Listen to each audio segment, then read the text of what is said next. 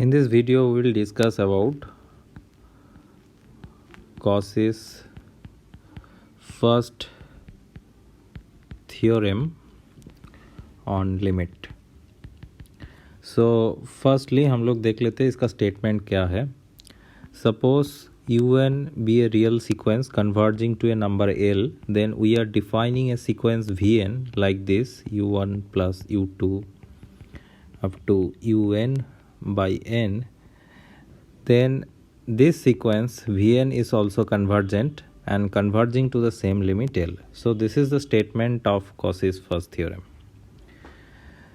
So basically what we will do, we will check the limit of un जहाँ पे जाएगा तो ये जो टोटल सीक्वेंस होगा इसका लिमिट भी सेम रहेगा. So we shall prove this theorem by case. Firstly we will take the limit as 0. As we have un is convergent sequence, as we know every convergent sequence is bounded, therefore un will be bounded. So un is a bounded sequence, right? What does that mean? There exists a number such that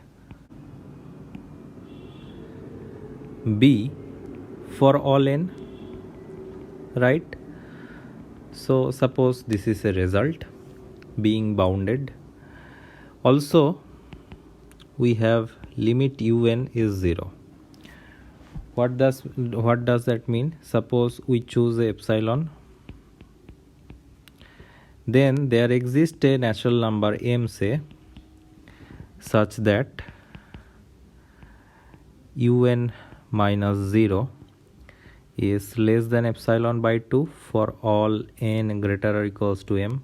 Suppose this is case 2. So being convergent, it is bounded. So every term is less than a number b, and being the limit of un is 0, so the terms above m, all the terms un is less than epsilon by 2. So we have these two results.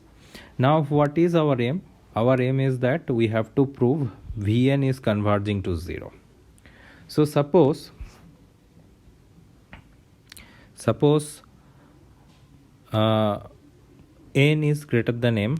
In that case, if we calculate Vn minus 0, as we have defined Vn, it is u1 plus u2 up to um minus 1. We are taking this term, then um, so on up to un divided by n.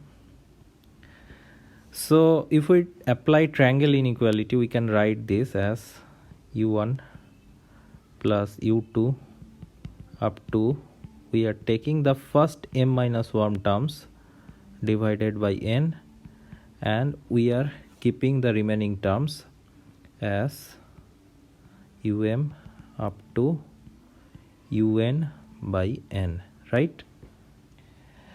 Now look, the terms here are all below m, so we can apply the result of 1 for this. So what we can write, this is less than, all the terms are less than b, and there are m minus 1 terms, so we can write this as n by 1, and the terms here are above m, so we can apply the result of 2. So by this we can write this is less than, every term will be less than epsilon by 2. and how many terms are there? कितना term है इसमें? इसमें n term से first m minus 1 terms हटा दिया गया, तो n से m minus 1 terms हटा दिया गया, तो इसमें इतना term बचा. So we get this. Now look that if n is greater than m, then this number n minus m plus 1 by n, this fraction is strictly less than 1. So what we get for all n greater than m, mod Vn minus 0 less than m minus 1 by n b plus epsilon by 2. Suppose this is result 3. Now note that this sequence 1 by n is also convergent and converging to 0. So we had chosen epsilon. So for the same epsilon there exists a number m1, say, such that 1 by n minus 0 less than epsilon by something, and this something we are taking just by doing some back calculation. This is very easy. So we will take this as m minus 1 into b, basically this. So in that case what we'll get? We'll get m minus 1 into b by n, this mod is less than epsilon by 2. Okay, and this is happens for all n greater than m1s. Okay, so if we fix n as maximum of m and m1, in that case what we can write? For all n strictly greater than n, this result holds. So in that case we can write Vn minus 0, this modulus is strictly less than epsilon by 2 plus epsilon by 2, that is epsilon. So in that case we get limit Vn is equals to 0. So we have proved Cauchy's first theorem for the case 1 that L is 0. Now we will take case 2 that L is non-zero, right? So suppose we are taking L is non-zero. So we have a sequence un which is converging to L. Now we are defining a sequence Wn such that Wn is un minus L. As un tends to L, so from here we can write Wn, this sequence is tending to 0. So we can apply the result of case 1 to the sequence Wn, because Wn is going to 0. So if we apply that result, so we can write limit W1 plus W2 up to Wn by n is 0. Now look, W1 is U1 minus L, W2 is U2 minus L, so on, and Wn is Un minus L by n, this is 0. So this is, if we club the first terms U1, U2 up to Un, and remaining n terms are NL by n, this is 0. So we can write this is as U1 plus U2 up to Un by n minus L is 0, that is limit U1 plus U2 up to Un by n is equal to L.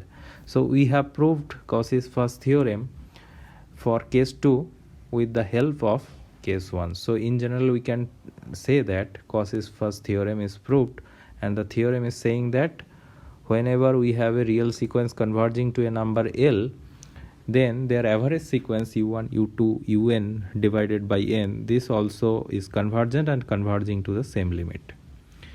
Now we'll see a corollary of the same theorem.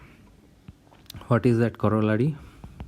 Suppose now Un is a sequence converging to a number L with the extra condition that each term is positive and the limit is also positive. So Un is positive for all n and the limit is also positive. In that case we are saying, if we define a function Vn U1 U2 up to Un to the power n, this sequence is also convergent and converging to the same limit.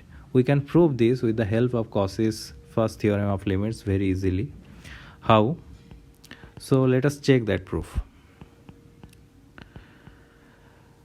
We know that log function is continuous function. Log ex is a continuous function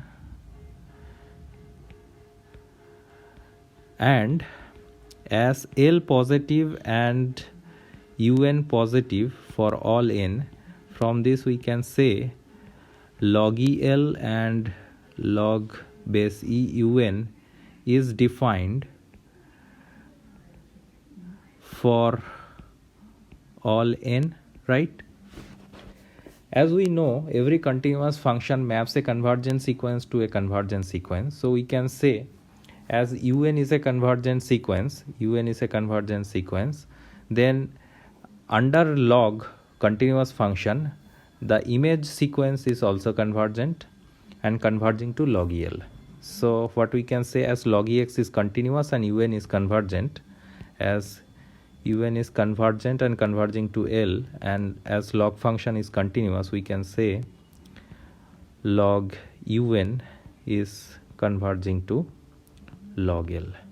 So now we can apply Cauchy's first theorem of limits here. So applying that, we can write log u1 plus log u2 up to log un divided by n will converge to log L. This is by Cauchy's first theorem of limits. So what does that mean? Limit log u1 u2 up to un divided by n converging to log L, right? That means we can write it as equality because we are applying limit sequence, limit in the left. So this is basically log u1 u2 up to un to the power 1 by n converging to log L. This implies that this sequence un to the power 1 by n tends to L. Why? Because exponential function is also continuous, right? So we have proved that corollary, and this corollary holds for every positive sequence converging to a number which is also a positive term. So now let us see some examples. Suppose we want to find the limit of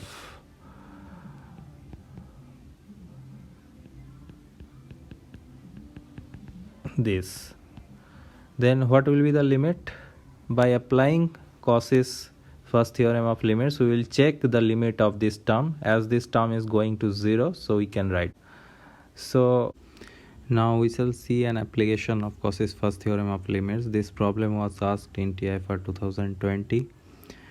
The first sequence an is given that 2 to the power n plus 3 to the power n whole to the power 1 by n, and there is another sequence bn which is defined with the help of n. Then it is asked what is the limit of bn. So in order to solve this problem, we have to apply the Cauchy's first theorem of limits. So let us see how we can do this. So suppose first we will try to find the limit of an. So limit an will be limit 2 to the power n plus 3 to the power n whole to the power 1 by n. So this is limit 3 2 by 3 to the power n plus 1 to the power 1 by n, right? Now as n tending to infinity, 2 by 3 whole to the power n will this term will converge to 0. So basically the limit will be 3 into 0 plus 1 to the power 1 by n. So this term ultimately converges to 3. Now as we see, each an is greater than 0, therefore 1 by an, this sequence will converge to 1 by 3, right? So applying Cauchy's first theorem of limits, what we can write, 1 by ai equals to 1 to n divided by n this sequence is also converging to 1 by 3, right? Okay, so this is basically as defined. Bn is like this, so this is basically 1 by bn. This sequence is converging to 1 by 3. From this we can say bn is converging to 3, so option 3 is correct. Cauchy's first theorem of limits, and we can solve so many tricky problems applying this. And Cauchy's first theorem of limits, we have seen that un is a convergent sequence converging to a number L, then their average sequence is also convergent and converging to the same limit. And we have proved this by case 1 taking the limit as 0, and basically we have to prove the case 1, and with the help of case 1 we have easily proved the case 2. And we have seen a corollary that for the sequence of positive numbers converging to a positive number, in that case this type of sequence is also converging to the same limit by applying the result that log function is continuous and every continuous function maps a convergent sequence to the limiting sequence.